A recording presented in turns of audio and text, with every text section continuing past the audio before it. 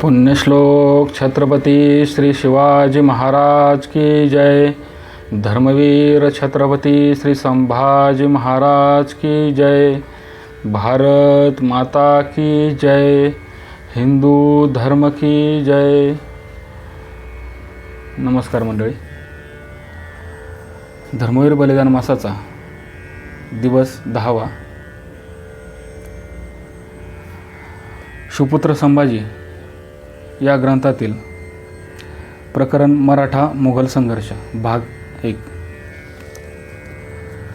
संभाजींची उभी कारकीर्द औरंगजेबाच्या विरुद्ध झालेल्या युद्धाने व्यापलेली आहे।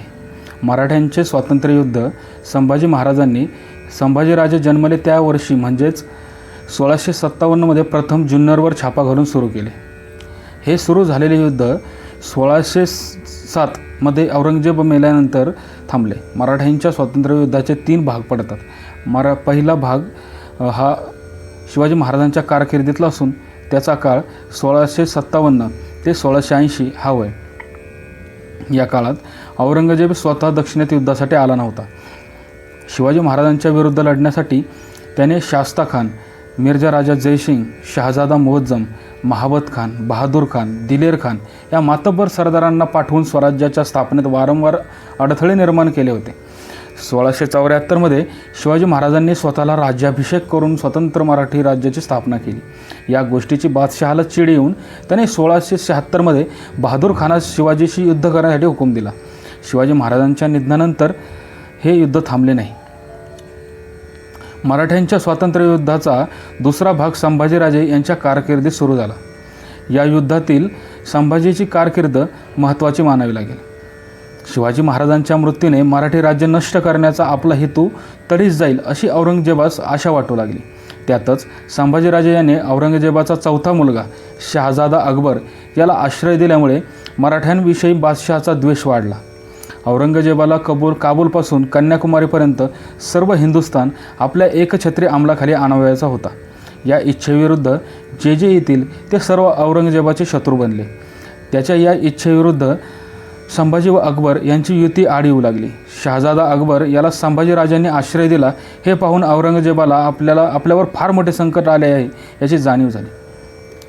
कारण राज्यपद मिळवण्यासाठी आपला लहान वयात जी नीती औरंगजेबाने अवलंबली होती तिचेच अनुकरण अकबर करीत होता।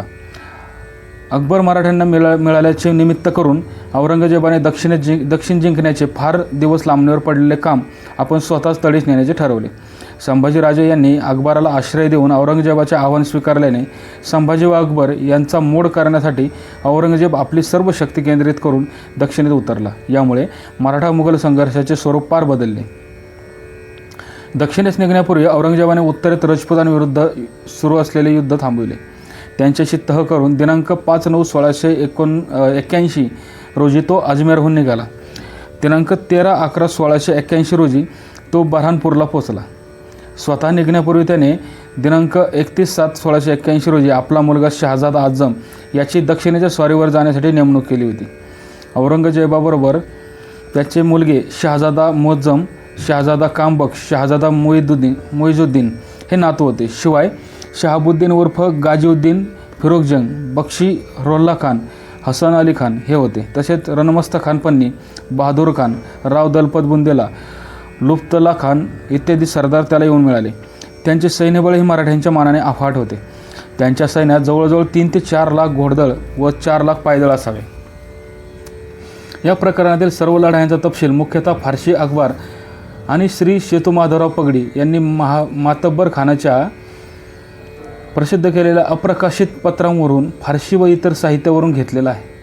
मराठी कागदपत्रात यासंबंधी अतिशय त्रोटक माहिती मिळत असल्याने आजपर्यंत या लढाया इतिहासाला अज्ञातच होत्या। अर्थात ही माहिती केवळ शत्रू पक्षाकडे आहे हे ध्यानात ठेवले पाहिजे। हे फारसी अखबार म्हणजे औरंगजेबाच्या सरदारांनी पाठवलेली बातमीपत्रे आहेत। सरदारांचा पराभव झाला किंवा त्यांच्या हातून काही चुका झाल्या तर आलमगीर बादशाह त्यांच्या मनसबी कमी करून त्यांना पदावनत करीत असे। त्यामुळे औरंगजेबाला या बातम्या पाठवताना ते आपले पराभव व चुका शक्य तितक्या दडवून आणि जयाच्या हकीकती फुगवून कळविण्याचा प्रयत्न करीत असत। अशा परिस्थितीत शत्रू पक्षाकडील एकांगी माहितीवर संपूर्णपणे विश्वास ठेवता येत नाही। लढायांची आज तरी इतरत्र माहिती उपलब्ध नसल्यामुळे फारसी कागदपत्रांची उपलब्धता मोठी आहे। या साधनांवरून मराठ्यांशी सतत कराव्या लागलेल्या युद्धामुळे प्रबळ मुघलही सैनिकी आणि आर्थिक दृष्टीने कसे जेरेस आले होते हे स्पष्ट दिसते. राज्यविस्तार. संभाजी आणि औरंगजेब यांच्यातील संघर्षाचे स्वरूप कळण्यासाठी प्रथम मुघल, गोवळकोंडेकर, विजापूरकर आणि मराठे यांच्या राज्यांचा विस्तार किती होता हे पाहणे आवश्यक आहे. मुघल साम्राज्य जवळजवळ सर्व हिंदुस्थानभर पसरलेले होते.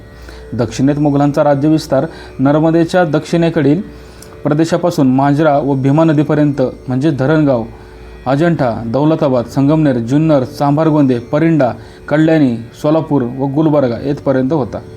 विजापूरकरांचे राज्य उत्तरेत भीमेपर्यंत, पश्चिमेकडे मिरज, बेळगाव, बंकापूर, दक्षिणेत मांडलिक राज्य धरून पूर्वेकडे यादगीर व कृष्णा व पेन्नर नदीच्या मधील प्रदेशात पसरलेले होते. गोवळकोंडेकरांकडे उत्तरेत गोदावरी नदीच्या दक्षिणेकडील प्रदेश, पश्चिमेकडे कडप्पापासून बिदूरपर्यंत, दक्षिणेस मद्रासच्या दक्षिणेपर्यंत प्रदेश होता. मराठ्यांचा राज्यविस्तार लहान होता. सध्याच्या महाराष्ट्राच्या 1/5 भागापेक्षा तो जास्त नव्हता. शिवाजी महाराजांचे राज्य नाशिक जिल्ह्यातील बागलाण म्हणजे साल्हेर, कनेरगड, दिंडोरी ते नाशिकपर्यंत होते.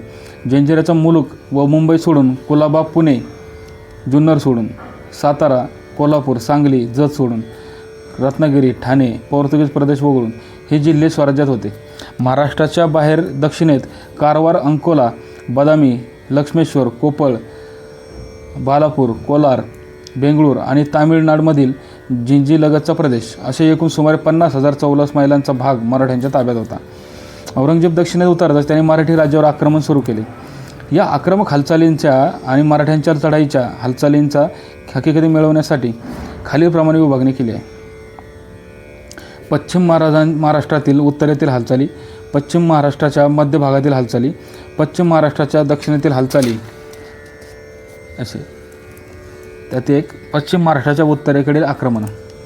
दक्षिणेत येण्यापूर्वी औरंगजेब रजपुतांचे बंड मोडण्यास गुंतला होता.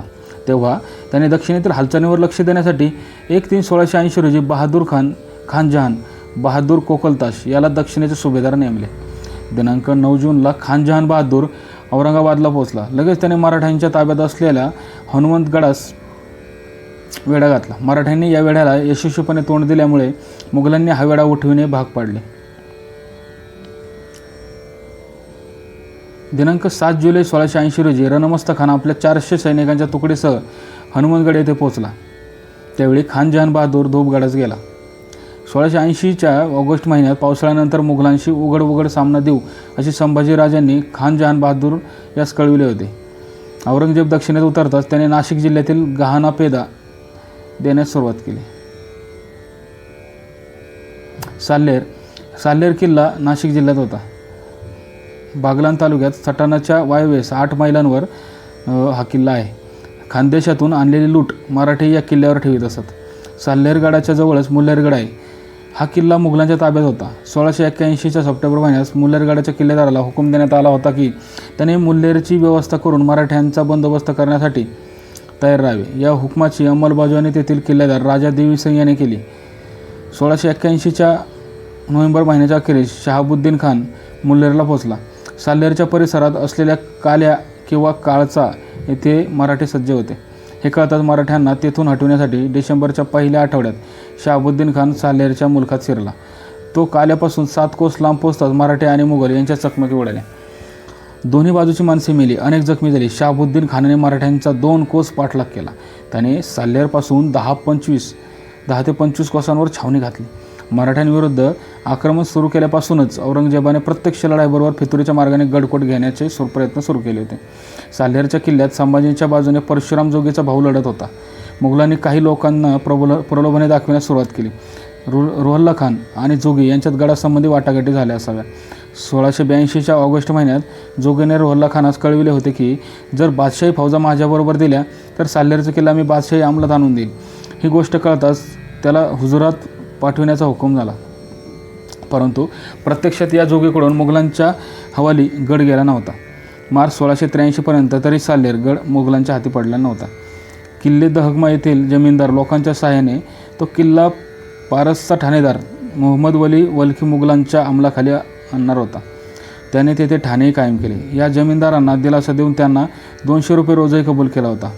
या लोकांचे बादशहापाशी ऊर्जित झाले असले तरी साल्हेरचा किल्ला मुघलांच्या तेव्हाच ताब्यात आला असता या संबंधाची हकीकत खाफी खान आणि ईश्वरदास नागर हे देतात. ईश्वरदास नागर म्हणतो, साल्हेरचा किल्ला बागलानात प्रसिद्ध आहे. पूर्वी खानजहान बहादूर, दिलेर खान, इखलास खान, राजा जयसिंग, कुतुबुद्दीन रवेजगी आदी मुघल सरदारांनी हा किल्ला प्रचंड सैन्याशी जिंकून घेण्याचे प्रयत्न केले होते, पण तो फत्ते झाला नाही. मुघल सरदारांना वेढा उठून परत जावे लागले. मुल्हेरचा किल्लेदार नेकनाम खान हा मोठा शहाणा आणि दूरदृष्टीचा मनुष्य होता. खटपट करून साल्हेरचा किल्ला ताब्यात येण्यासारखा आहे असे त्याला वाटले. त्याने काही शहाणी माणसे साल्हेरचे गडकरी असोजी कृष्णाजी यांच्याकडे पाठविले. नेकनाम खानाने कृष्णाजीला गोड गोड बोलून आणि सोने नाणे घोडे इत्यादी वस्तू भेटी दाखल देऊन त्याचे मन आपल्याकडे ओढून घेतले. त्याने कृष्णाजीला सांगितले की किल्ला मुघलांच्या हवाली करावा, म्हणजे बादशाहकडून मोठी मनसब देऊन मान सन्मान वाढेल. अनेक मराठी बादशाहाच्या पदरी लागून मोठमोठ्या जागेवर नेमले गेले होते, हे कृष्णाजीला दिसत होते. त्याने किल्ला 2000 स्वार यांची मनसब दिली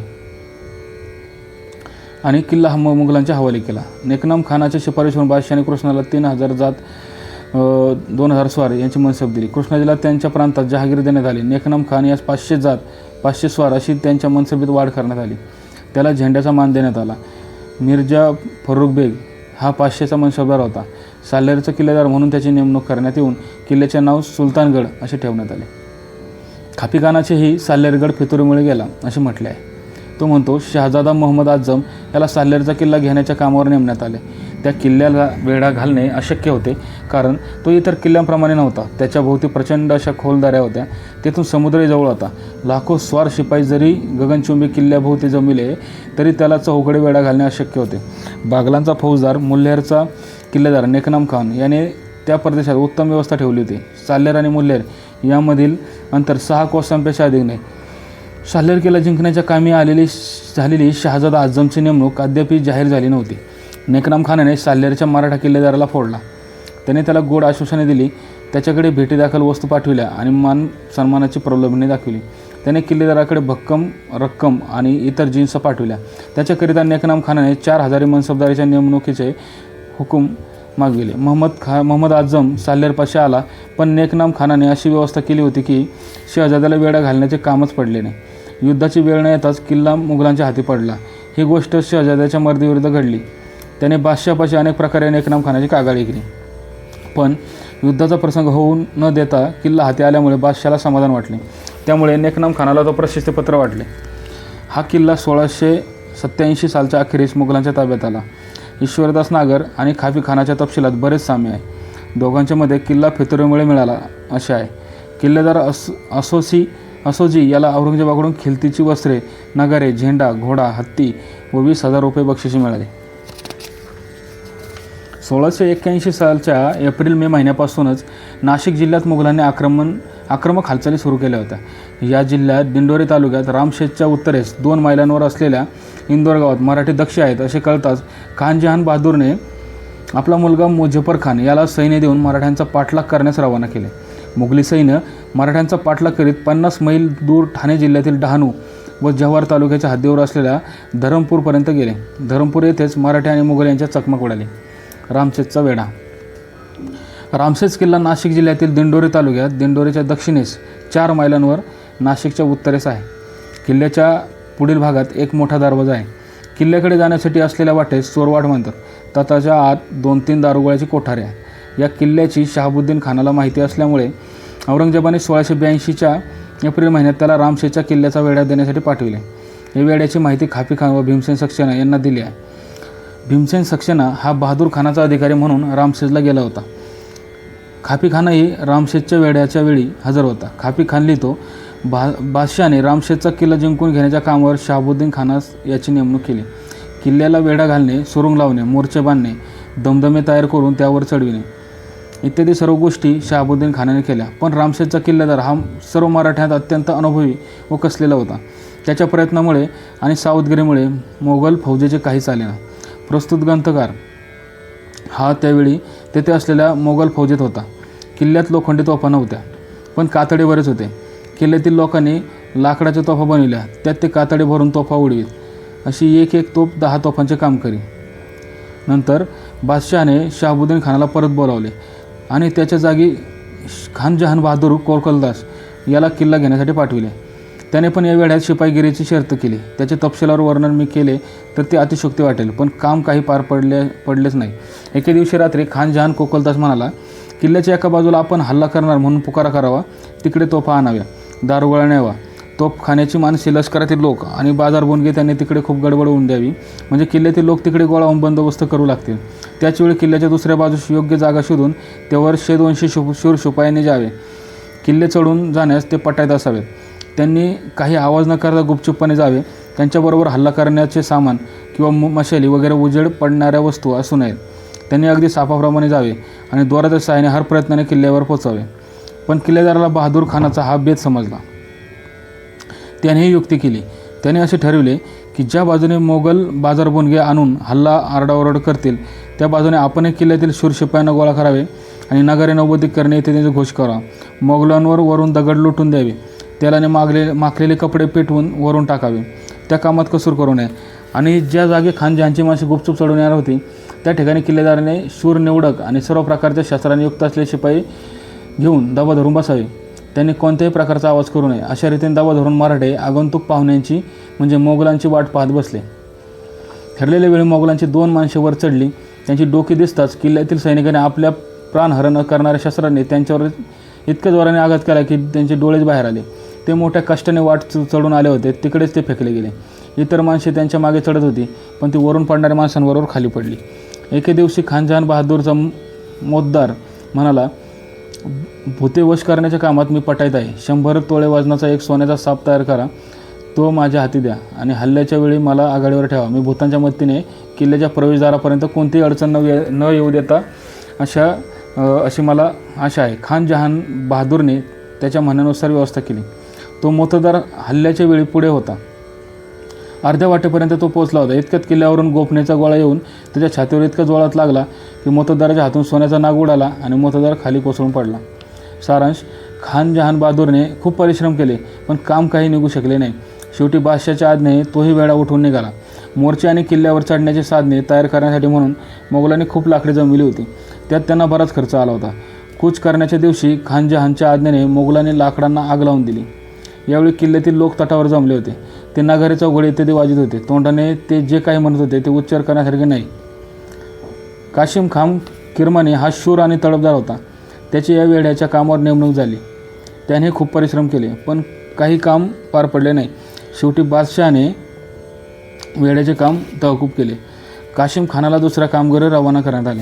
खापी खानाने दिलेल्या माहितीप्रमाणे भीमसेन सक्सेनाही या वेढ्यासंबंधी माहिती दिली आहे. भीमसेन सक्सेना म्हणतो, शहाबुद्दीन याने किल्ल्याला मोर्चे लावले. किल्ल्याच्या बुरुजासमोर शहाबुद्दीने लाकडाचा एक प्रचंड बुरुज उभा केला. त्यावर चढून 500 माणसे एकावेळी किल्ल्यावरील लोकांवर गोळ्यांचा मारा करू शकत. इतक्यात बातमी आली की किल्ल्यातील लोकांच्या मदतीसाठी मराठ्यांचे सैन्य चाल करून येत आहे. बादशहाने बहादूर खानाला ताबडतोब मोगलांच्या कुमकेत जाण्याची आज्ञा केली. बहादूर खानाने आपले बाजार बोनगे आणि जड सामान बहादूरगडाला ठेवले. तो गुलशनबादेश पोहोचला. बादशहाने त्याला तेथेच छावणी करण्याची आज्ञा दिली. त्याप्रमाणे बहादूरगडाचा तळ हलवून गुलशनबादेश नेण्यात आला. मी आणि सय्यद कबीर हे बुनग्यांबरोबर गुलशनबादेश पोहोचलो. दलपतराय याची गाठ घेण्यासाठी मी रामशेज येथे गेलो. रामशेज येथे शहाबुद्दीन याने लाकडी बुरुज उभा केला होता. तो मी पाहिला. खरोखरच तो प्रेक्षणीय होता. शहाबुद्दीन खान याने रामशेजच्या किल्ल्यावर हल्ला चढविला, पण त्याला यश आले नाही. मोगलांची अनेक माणसे मारली गेली. दलपतराय याला दगडांच्या माऱ्यामुळे जखमा झाल्या. शहाबुद्दीन हा जुन्नरकडे रवाना झाला. बहादूर खानाने रामशेजचा वेढा चालू ठेवला. त्याने किल्ल्यावर हल्ला करण्याचा प्रयत्न केला, पण त्याचा काही उपयोग झाला नाही. शेवटी बादशहाच्या आज्ञेने त्याला किल्ल्याला वेढा उठविला. शहाबुद्दीन याने अफाट खर्च करून लाकडी बुरुज तयार केला होता.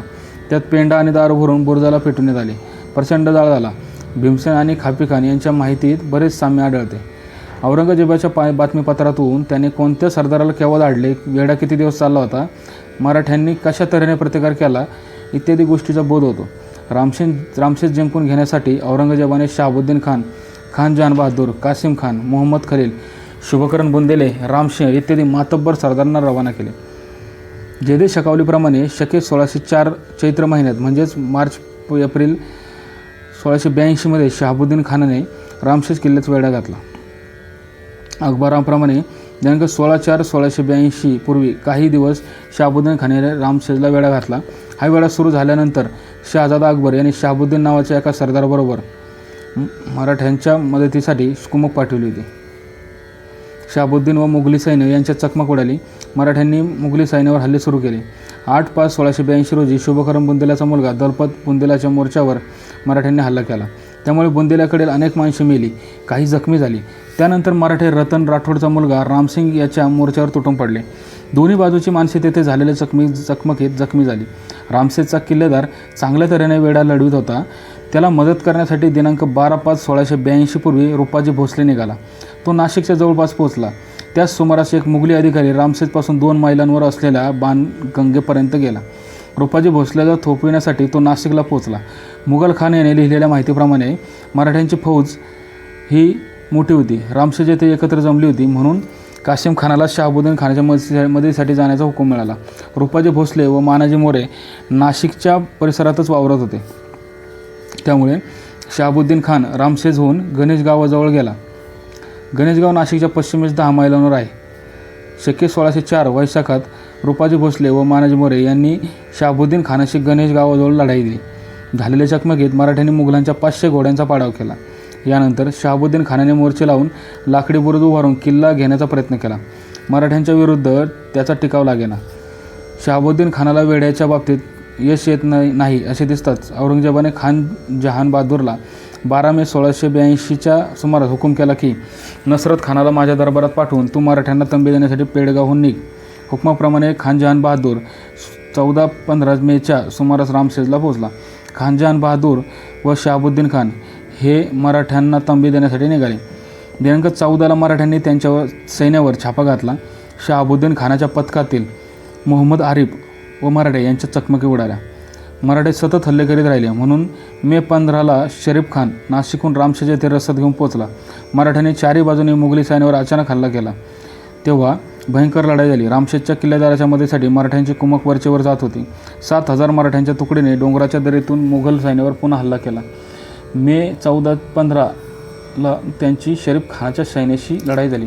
झालेल्या लढाईत जाहीद खान, फैजुल्ला खान व अनेक सरदार मारले गेले. मोहम्मद आरिफही जखमी झाला. ही बातमी कळताच बादशाहाने म्हटले की तुम्हाला सांगतच होतो की मराठे थांबून हल्ले करतात, तरी सावधगिरीने राहा. वरील चकमकीत मराठ्यांच्याकडील 500-600 माणसे दगावली व 2000 जखमी झाली. या चकमकीत मुघलांचा जय झाला असे शरीफ खानाने कळविले होते, पण प्रत्यक्षात मात्र मराठ्यांचा पराभव झालेला नव्हता. सव्वा महिना रामसेजला वेढा देऊन झाला होता, तरी मुघलांना यश आले नव्हते. औरंगजेबाने शहाबुद्दीन खानाच्या मदतीसाठी एकामागून एक सरदार रवाना केले. 20 मे 1682च्या थोडे दिवस आधी कासिम खानाला हुकूम देण्यात आला की तू ताबडतोब शहाबुद्दीन खानाच्या मदतीसाठी जाऊन किल्ला ताब्यात घेण्याचा प्रयत्न कर. किल्ला जिंकता आला नाही तर तोफखाना वगैरे सामान शहाबुद्दीन खानाजवळ ठेवून परत फिर. गड लवकर ताब्यात यावा म्हणून बादशाहाने हयत खान यास सजावलं. दिनांक 30 मे पूर्वी शहाबुद्दीन खानाने गडाच्या बुरुजावरील दरवाजावर गोळीबार केला. दरवाजाजवळील भिंत कोसळली. बरेच सैनिक जखमी झाले. अशा तऱ्हेच्या चकमकी एप्रिलपासून जूनपर्यंत चालू होत्या. गणेश गावाजवळ लढाई दिल्यानंतर रुपाजी भोसले रामसेजला पोहोचला. 21 जून 1682च्या सुमारास शहाबुद्दीन खानाच्या सैन्यातील करणसिंह व रुपाजी भोसले यांच्यात 2-3 वेळा चकमकी उडाल्या. मुघलांनी मराठ्यांना हटविण्याचा प्रयत्न केला. त्यात रुपाजी भोसले आणि इतर काही जण जखमी झाले. जून महिन्याच्या अखेरीस शहाबुद्दीन खानाने लढत रामसेजच्या दरवाजापर्यंत मोर्चा पोचविला होता. त्याला 200 मन दारू व 200 तोळे गोळे इत्यादी गोष्टींची आवश्यकता असल्यामुळे सलाबत खान याला सामान घेऊन जाण्यास सांगितले. शहाबुद्दीन खान व कासिम खान यांनी दिनांक 11 जुलै 1682 रोजी रामसेज किल्ल्याला वेढा दिला. त्यांनी किल्ल्यावर हल्ले सुरू केले. किल्ल्याचा दरवाजा बराच उंच होता. मुघली सैन्य किल्ल्याच्या दरवाजापर्यंत पोहोचले, परंतु त्यांना किल्ल्यात शिरता आले नाही.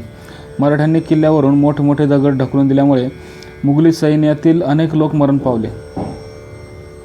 वरील जागा चढण्यास बरेच कठीण आहे हे लक्षात येताच मुघली सैन्य आपल्या सैन्यात परत गेले. यानंतर शहाबुद्दीन खान व खान जहान बहादूरने रामसेजवर 2-3दा हल्ला केला. 18 जुलैला शहाबुद्दीन खानाने आपल्या सैन्यासहित किल्ल्यावर हल्ला केल्यानंतर 4-5 माणसे आत शिरली, परंतु मराठ्यांनी त्यांना कापून काढले. इतर माणसे जखमी झाली. इतके करूनही मुघलांना कोठेच यश मिळणार. तेव्हा शहाबुद्दीन खान आपल्या मोर्चाकडे परत गेला. औरंगजेबाने खान जहानला परत बोलविले. मुघलांच्या प्रत्येक हल्ल्याला मराठे यशस्वीपणे तोंड देत होते. सतत केलेल्या प्रत्येकामुळे तेथील शिबंदी कमी पडणे साहजिकच होते. संभाजीराजांचे या वेड्याकडे लक्ष होतेच.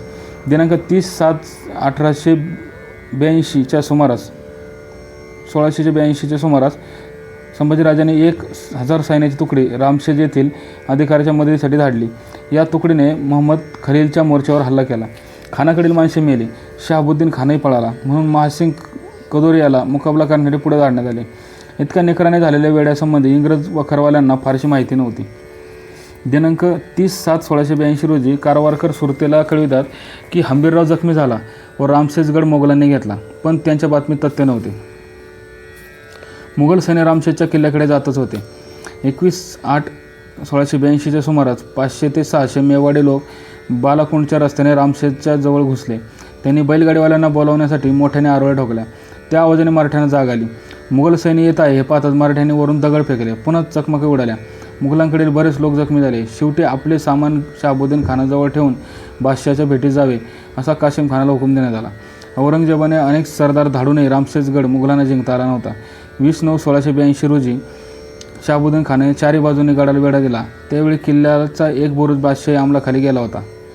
प्रत्यक्षात जयदेव शाकावलीप्रमाणे शहाबुद्दीन खानाने अश्विन माशी वेढा उठविला. त्याने किल्ला घेण्यासंबंधी खूप कष्ट घेतले होते. स्वतःच्या जीवाची पर्वा केली नव्हती. बादशाने त्याला हुकूम दिला की त्याने तोफखाना खानजहान बहादूरच्या जवळ सोडून अंतूरचा ठाणेदार अहमद याच्याजवळ यावे. रामशेजगड खानजहान बहादूरच्या अधिकाराखालील विभागात होता. 1682च्या सप्टेंबर महिन्याच्या अखेरीस खानजहान बहादूरने किल्ल्याला वेढा घातला. त्याला वाटले होते की किल्ला लवकरच आपल्या ताब्यात येईल. प्रत्यक्षात खानजहान बहादूरला काही प्रगती करता आली नव्हती. ऑक्टोबर महिन्यात खानजहान बहादूरला हुकूम देण्यात आला होता की त्याने रामशेज किल्ल्याच्या जवळ थोडे लोक सोडून तळ कोकणच्या खोऱ्यात बहादूर खानाच्या मदतीस जावे. प्रत्यक्षात खानजहान बहादूर रामशेजलाच होता. 1682च्या ऑक्टोबर महिन्याच्या अखेरीस उदमतुल मुल्क याने रामशेजच्या किल्ल्याला वेढा घालून मोर्चे कायम केले होते, परंतु बादशहाने त्याला हुकूम दिला की त्याने जमियातीस वेढा ठेवून स्वतः तळकोकणच्या खोऱ्यात जावे. औरंगजेबाने रामशेजच्या वेढ्याचे लक्ष कमी करून तळकोकणात सर्व सैन्य धाडण्याचे ठरवले. रामशेज किल्ल्याचा मराठे यशस्वीपणे प्रतिकार करीत होते. त्र्यंबकगडावरून केशव त्रिमल रामशेजला युद्ध साहित्य पुरवित होता. नोव्हेंबर महिन्याच्या पहिल्या आठवड्यात मराठे एक तोफ त्र्यंबकगडावरून रामशेजला नेत असताना मुघलांनी मराठ्यांना अडवून त्यांच्याकडून ती तोफ घेतली. खानजहान बहादूरने किल्ला जिंकून घेतो म्हणून बादशहाला कबूल केले असले तरी प्रत्यक्षात त्यालाही यश आले नव्हते. खानजहान बहादूरला या वेढ्यात 37,630 रुपये खर्च आला. कदाचित खापी खानाने म्हटल्याप्रमाणे खानजहान बहादूरने जादू टोण्यासाठी नाग वगैरे केलेल्या गोष्टीमुळे इतका खर्च आला असेल.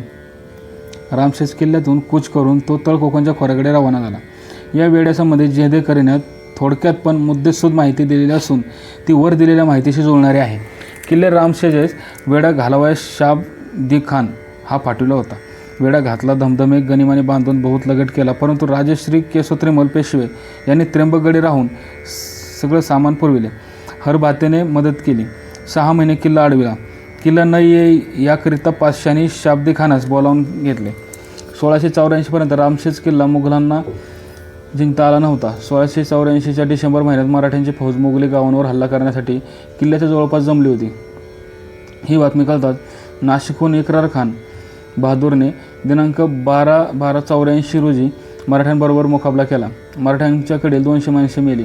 या चकमकीत मुघल विजय झाले. अशा प्रकारे अनेक तऱ्हेच्या चकमकी किती दिवस चालू होत्या हे समजत नाही. मुघलांनी 1682च्या फेब्रुवारी-मार्चमध्ये प्रथम रामशेज घेण्यासाठी वेढा दिला. 1684पर्यंत त्यांना गड घेण्यात यश आले नव्हते. रामशेजच्या किल्लेदाराने वेढा परतवून लावला म्हणून संभाजीने किल्लेदाराला खिलातीचा पोशाख रत्नजडीकडे नगद पाठवून त्याचा गौरव केला. इतर किल्लेदारांच्या मानाने तो श्रेष्ठ म्हणून त्याचा मानमारातप करून आपल्या प्रमुख किल्ल्यावर त्याची बदली करण्यात आली. रामशेजवर दुसरा किल्लेदार आला. इतक्या चांगल्या तऱ्हेने त्याने किल्ला लढविला. त्या किल्लेदाराचे नाव आणि त्याला कोणत्या गडावर प्रमुख नेमले यासंबंधी काही माहिती उपलब्ध नाही. खापी खानाच्या म्हणण्याप्रमाणे संभाजीराजे यांनी किल्लेदाराला दुसऱ्या गडावर नेमले. त्यानंतर सुमारे 2-3 वर्षांनी रामशेज भागात असलेल्या अब्दुल कारीम नावाच्या एका जमीनदारामार्फत मुल्लेरचा किल्लेदार नेकनाम खान याने रामशेजच्या नवीन किल्लेदाराला वश करून घेतले. ईश्वरदास नागर लिहितो, परमेश्वराच्या कृपेने बादशाच्या भाग्याने रामशेजचा किल्ला मोगलांच्या ताब्यात आला आहे. बादशाने अब्दुल करीम यास खिलतीचा पोशाख, जडावाचा खंजीर, एक हत्ती, 500चे मनसब आणि 10,000 रुपये रोख बक्षीस म्हणून दिले. अशा प्रकारे 1687मध्ये रामशेज किल्ला केवळ फितुरीमुळे मोगलांच्या ताब्यात गेला. इतर मुलूक किंवा काही गड ज्याप्रमाणे मुघलांनी फितुरीने घेतले तशाच प्रकारे रामशेज गडही घेतलेला आहे. त्र्यंबकगड मुघली सैन्याच्या एकवेळी अनेक ठिकाणी आक्रमक हालचाली चालू होत्या. रामशेजला वेढा घातलेल्या असतानाच मुघल त्र्यंबकगड घेण्याचा प्रयत्न करीत होते. हा गड नाशिकच्या आग्नेयेस 20 मैलांवर आहे.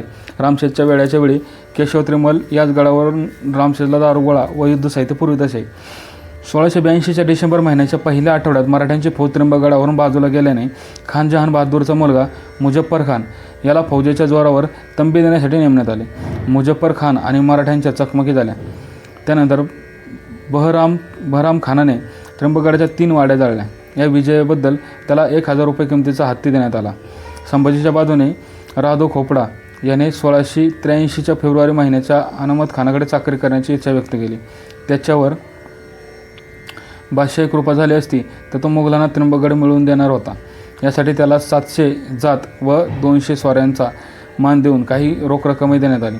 राघो खोपडा फितूर होऊन त्र्यंबकगडाच्या किल्लेदाराकडे गेला. किल्लेदार मुघलांना वश होऊन त्यांना किल्ला देईल अशी राघो खोपडा याची समजूत होती, परंतु तो फितूर न होता संभाजीराजांशी एकनिष्ठ राहिला. राघो खोपड्याचे कारस्थान अयशस्वी झाल्याने तो तिथून पळाला. त्याच्या हातून काम झाले नाही म्हणून त्याच्यामार्फत मध्यस्थी करणाऱ्या जमनाजीची स्वाऱ्यांची वाढ कमी करून अहमद खानाने त्याला कैद केले. माझा राघो खोपड्याशी संबंध नाही असे जमनानीने सांगितल्यावर त्याला जामिनावर सोडण्यात आले. लढण्यापेक्षा फितुरीने गड घेण्याचे मोगलांचे प्रयत्न सातत्याने चालू होते, तरी त्यांना नेहमीच यश मिळत होते असे दिसत नाही. बहराम खानाने पूर्वी त्र्यंबकगडाच्या जाळलेल्या 3 वाड्या मराठ्यांनी पुन्हा वसविल्या. मराठ्यांच्या हालचालीचे निरीक्षण मुघल अधिकारी नाशिकहून करीत असत. 1684च्या नोव्हेंबर महिन्यात अक्रमत खान आणि मरहतम खान स्वार घेऊन त्र्यंबकगडास गेले. त्यांनी पुन्हा वाड्या जाळल्या आणि लोक व जनावरे हस्तगत केली. झालेल्या चकमकीत मराठ्यांचा पराभव झाला. रामशेज आणि त्र्यंबकगड येथे मुघलांनी वेढे दिले तेव्हा 1682च्या ऑक्टोबर महिन्यापूर्वी त्यांनी नाशिकला ठाणे घातले. त्यानंतर मराठ्यांनी एक तुकडी नाशिकला जाऊन त्यांनी जवळपासची काही गावे लुटून त्या गावांना आगी लावल्या.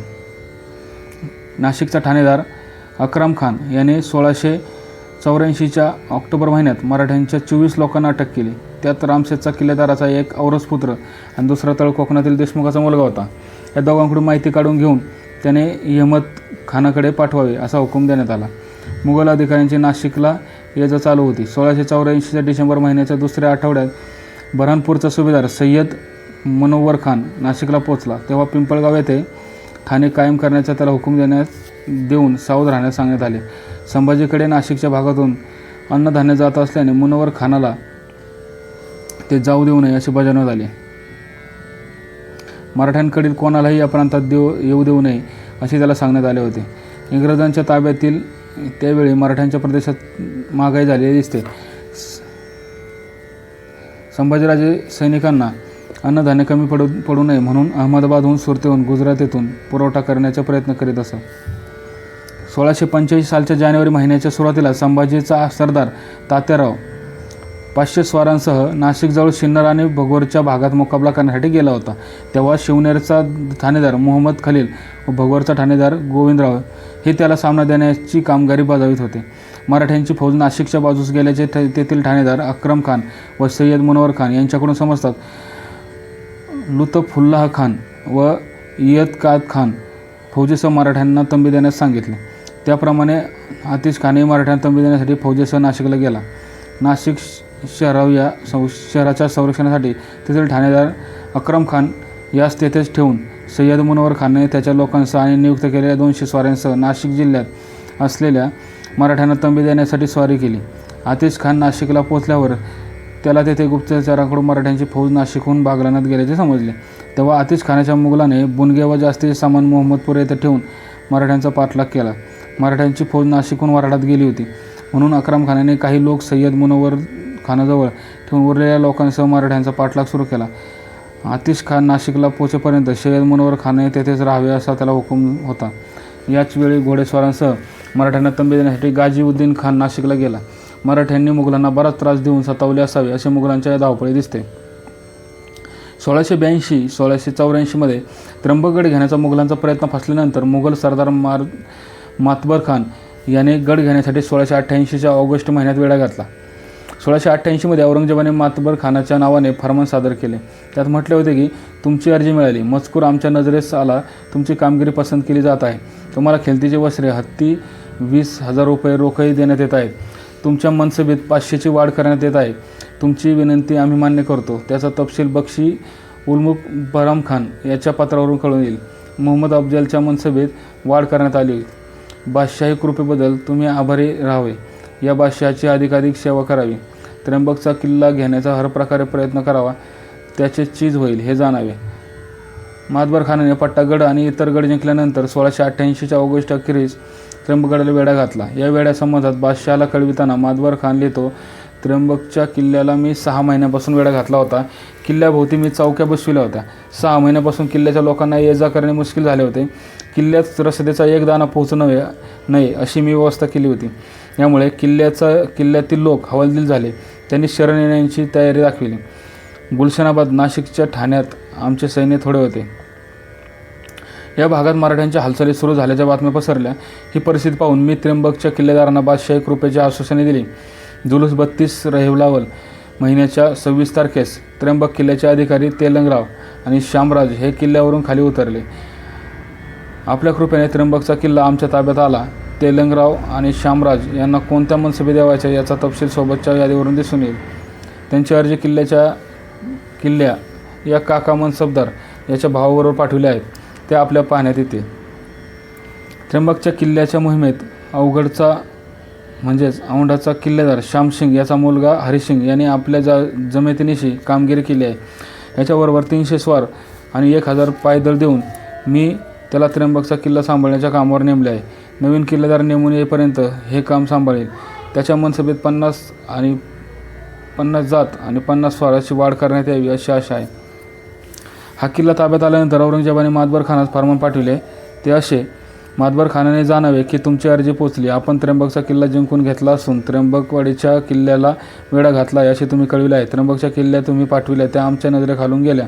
तुमची कामगिरी पसंत करण्यात येत आहे. तुमच्या स्वतःच्या मनसबीत 500ची वाढ करण्यात आली आहे. तुमच्या मनसबीतील 600 स्वार हे बिनशर्त राहतील. तुमची पूर्वीची आणि आताची मनसबी मिळून 3000 होईल. तुमची खिलतीची पोशाख, झेंड्याचा मान आणि 30,000 रुपये रोख देण्यात येत आहेत. याबद्दल तुम्ही साभार मानावे. प्रथम बालाघाटातील किल्ले जिंकून घेण्याचा प्रयत्न करावा. त्यानंतर घाटाखालचे किल्ले जिंकून घ्यावे. त्र्यंबकची किल्लेदारी कुदीम कुली खान याचकडे देण्यात आली आहे. कुदीम कुली खान तिकडे पोहोचताच तुम्ही कोकणात उतरावे आणि माहुली आणि त्या भागातील इतर किल्ले ताब्यात आणावे. कल्याण, भिवंडी वगैरे महाला ठाणी बसवावी आणि त्या जिल्ह्याचा बंदोबस्त तुम्ही करावा. ईश्वरदास नागरने दिलेल्या माहितीप्रमाणे मुघल सरदार मोतिमत खानाने त्र्यंबकचा किल्ला जिंकून घेतला होता. त्याला बक्षीस म्हणून 30,000 रुपये देण्यात आले. नाशिक जिल्हा, साल्हेर, मुल्हेर, लांबशेज, त्र्यंबकगड येथील मुघल आक्रमणाला मराठे चांगलेच तोंड देत होते. नाशिक जिल्ह्यात औंढा, पट्टा, कंचनगड, अंकाई, टंकाई, हनुमंतगड, आवळा, जावळा इत्यादी ठिकाणी मराठे आणि मुघल यांच्या चकमकी उडाल्या. या लढाया मोठ्या नसल्या तरी त्यावरून मराठ्यांच्या हालचालींचा विस्तार सहज देण्यात येतो. 1682च्या जून महिन्याच्या पहिल्या आठवड्यात मराठे व मुघल यांच्यात औंढा पट्टा गडावर लढाई झाली. औंढागड नाशिक जिल्ह्यातील सिन्नर तालुक्याच्या नैऋत्येस आणि देवळालीच्या दक्षिणेस 10 मैलांवर आहे. पट्टागड अहमदनगर जिल्ह्याच्या अकोला तालुक्यातील अकोल्याच्या वावेस 16 मैलांवर आहे. हे दोन्ही गड मराठ्यांच्या ताब्यात होते. मुघलांनी या गडांना वेढे दिले तेव्हा मराठे व मुघलांच्या चकमकी झाल्या, पण त्यात यश न आल्याने खान जहान बहादूरने मुझफ्फर खान, रणमस्त खान व मोहम्मद सिंग यांना रवाना केले. मराठ्यांनी तिथून विशिष्ट युद्धतंत्रानुसार पळायला आव्हानला आणि संधी मिळताच पुन्हा हल्ला केला. पुन्हा झालेल्या लढाईत दोन्हीकडील माणसे मेली. मुघलांना हे दोन्ही किल्ले जिंकता आले नाहीत. 1685च्या फेब्रुवारी महिन्याच्या दुसऱ्या आठवड्यात रुपाजी भोसले मोठी फौज घेऊन औंढा पट्टा येथे मुघलांच्या प्रदेशात शिरला. तेव्हा नाशिकच्या असलेल्या गाजीउद्दीन फिरोजजंग तेथे धावून गेला. मराठे तेथून पुढे गेले. मराठ्यांच्या फौजेतील बरीच माणसे मेली असा मुघलांचा दावा आहे. पट्टागड 1688 साली मातबर खानाने बागलाणातील अनेक गड घेण्यास सुरुवात केली. पट्टागडासंबंधी 1688मध्ये मातबर खानाने औरंगजेबाकडे अर्ज पाठविला. त्यात तो लिहितो, हा सेवक मातबर खान अर्ज करतो की या सेवकाने काही दिवसांपासून सुमारे 1000 कोळी, भिल्ल व मावळे यांचे घोडदळ, याचे पायदळ पथक चाकरीत घेतले होते. मराठ्यांच्या ताब्यात असलेले पट्टा व इतर किल्ले त्यांच्या लगतच्या जमीनदारांना रकमा पुरवण्यात आल्या आणि त्यांना मनसबी व इतर बक्षिसे प्रलोभने दाखवून त्यांना बादशाही कृपेचे उमेदवार बनवण्यात आले. हरजीत जाखडे याचे आणि तरतीब खान याचे आपसात वाकडे आले आहे. यामुळे हरजी व शिन्नर हा शिन्नर परगण्यातील सोना या आपल्या गावी जाऊन बसला आहे. त्याला रोख रक्कम, घोडा आणि शिरपाव ही दिली होती. उभे केलेले पथक त्याच्या दिमतीला देण्यात आले होते. पट्टा किल्ला जिंकून घेण्याच्या कामगिरीवर तो रवाना झाला. तो किल्ला घेण्याची योग्य संधी शोधित होता, पण मोहीम पडेना. त्याला कारण तरतीब खानाने निर्माण केलेल्या अडचणी होत्या. या सुमारास बादशाहाने त्याला गुलशनाबाद नाशिकच्या ठाणेदारीवर नेमले. हा हरजीची कशा प्रकारे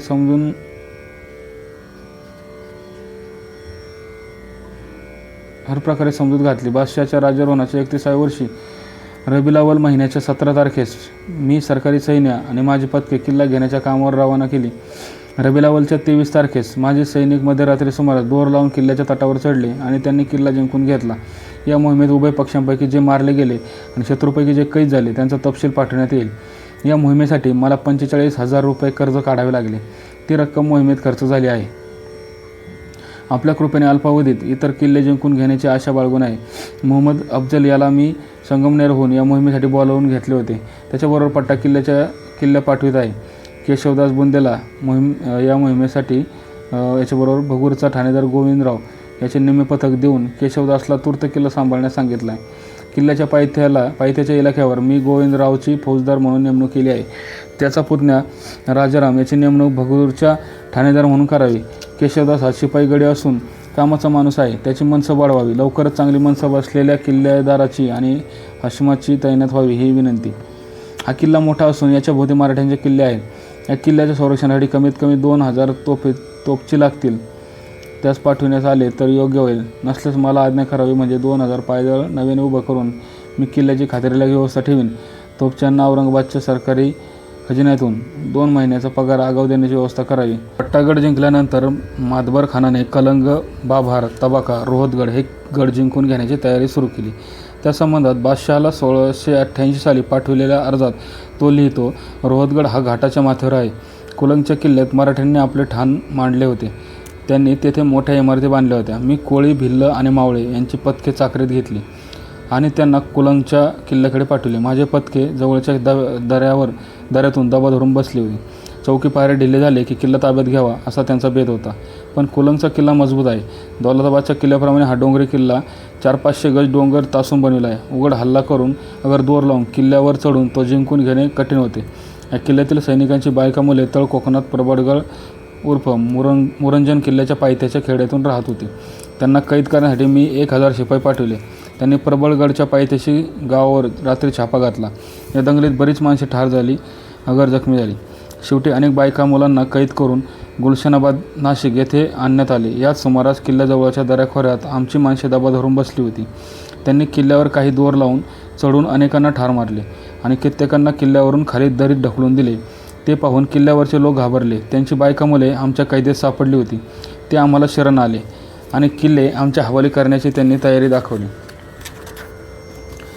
त्यांनी योग्य बक्षिसाचे आणि मानमरातबचे आश्वासने देण्यात येऊन किल्ले ताब्यात घेण्यात आले. त्यांच्या किल्ल्या पाठविण्यात आल्या आहेत, त्या आपल्या पाहण्यात येतील. यावेळी सेवकाने किल्ले औंधा, किल्ले कवनी, किल्ले हरीशगड, किल्ले त्रिंगलवाडी, किल्ले मदनगड आणि किल्ले मोरदंत यांना वेढे घातले आहेत. परमेश्वर करेल तर आपल्या कृपेने हे किल्ले मी अल्पावधीत जिंकून घेईन. त्यानंतर मी त्र्यंबकचा किल्ला जिंकून घेण्याचा प्रयत्न करीन. वरील किल्लेदारांना मी आश्वासने दिली आहेत, ती मान्य व्हावीत, म्हणजे या सेवकावर त्यांचा विश्वास बसेल. जिंकून घेतलेल्या किल्ल्यावर किल्लेदारांच्या नेमणुका हव्या. हशम आणि रसद ही पाठवण्यात यावी, म्हणजे किल्ल्याची समाधानकारक व्यवस्था होईल आणि त्यांच्या सुरक्षिततेची खातरजमा होईल. सोनगड, प्रतापगड किल्ला मुघलांच्या ताब्यात होता. सोनगड किल्ला सिन्नर तालुक्यात सिन्नरच्या दक्षिणेस 7 ते 8 मैलांवर आहे. मराठ्यांनी जुलै 1682 दोरीचा जिना करून या गडात शिरण्याचा प्रयत्न केला, परंतु तेथील किल्लेदार असदुल्ला खान याच्या सावधगिरीने सोनगडजवळच्या प्रतापगड येथे गेले. तेथे छोटीशी गडी बांधून एकत्र जमण्याचा त्यांचा विचार होता. ही गोष्ट असदुल्ला खानाने खान जहान बहादूरला कळविली. यानंतर मराठ्यांची फौज ऑक्टोबर 1682 बागलानात घुसली होती, म्हणून मामूल खान याचा बंदोबस्त करण्यासाठी रवाना करण्यात आले होते. अशीच एक तुकडी चांदोरकडे गेली होती. तेव्हा तेथील ठाणेदार अब्दुल्ला याने मराठ्यांना तंबी देण्यासाठी स्वारी केली नाही, म्हणून त्याची मनसब कमी करण्यात आली. कंचन मंचनचा किल्लेदार अल्लाह खानाला ऑक्टोबर महिन्याच्या दुसऱ्या आठवड्यातच बातमी समजली की मराठ्यांनी कचेरी गडाला वेढा देण्यासाठी त्या परिसरात प्रवेश केला होता. म्हणून त्याने मराठ्याशी मुकाबला करण्यासाठी फौज रवाना केली. मराठ्यांकडील काही लोक जिवंतच पकडण्यात आले. कंचनगड कळवण तालुक्यातील कळवणच्या आग्नेयेस 5-6 मैलांवर आहे. डिसेंबरमध्ये मराठ्यांची फौज या गडापर्यंत पोचली तेव्हा अंकाई टंकाईचा ठाणेदार येवल्याच्या उत्तरेस 6 ते 7 मैलांवर आहे. अहमद खान तेथे पोहोचला. त्याने मराठ्यांबरोबर मुकाबला केला आणि त्यांचा 10 मैलांपर्यंत पाठलाग केला. या चकमकीत 150 माणसे जखमी झाली व 40 जणांची कत्तल करण्यात आली. मराठ्यांच्या 130 तलवारी 50 घोडे मुघलांच्या हातात पडले. मराठे कंचनगडावरून निघून हनुमंतगड आवळाजावळा येथे चौथाईच्या वसुलीसाठी गेले. ही बातमी समजताच धोपगडचा किल्लेदार नेकनम खान हा सामना देण्यासाठी तेथे गेला. झालेल्या चकमकीत दोन्हीकडील लोक मारले गेले. पकडलेल्या लोकांना अंकाई टंकाईचा ठाणेदार अहमद खान याचे स्वाधीन करण्यात आले. नाशिक जिल्ह्यातील मराठे व मुघल यांच्या हालचाली 1683 ते 1685 पर्यंत थंडवलेल्या दिसतात. 1685च्या सुमारास मराठे या भागात चढाईसाठी पुन्हा गेले होते. 1685च्या फेब्रुवारी महिन्यात मराठ्यांची फौज हनुमंतगडावर चालून गेली होती. चांदोरचा ठाणेदार तेथे पोहोचला. त्याने मराठ्यांबरोबर सामना दिला. झालेल्या चकमकीत मराठ्यांच्याकडील फक्त 30 माणसे मेली. 17 जणांना पकडले. मुघल सैनिकांच्या हाती एक निशाण, छत्री, भाली इत्यादी सामान मिळाले. पुण्यश्लोक छत्रपती श्री शिवाजी महाराज की जय. धर्मवीर छत्रपती श्री संभाजी महाराज की जय. भारत माता की जय. हिंदू धर्म की जय.